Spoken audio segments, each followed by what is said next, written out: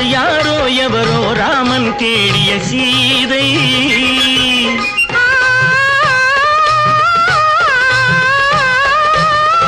ஆறு குணங்கள் கொண்டவளாம் ஒரு பாவை, அது யாரோ எவரோ ராமன் தேடிய சீதை.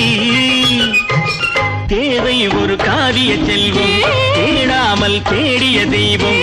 நீயானால் சம்மதம் அம்மா, நெஞ்சம் உன் சந்நிதி அம்மா, எல்லாம் உன்னோடுதானோ.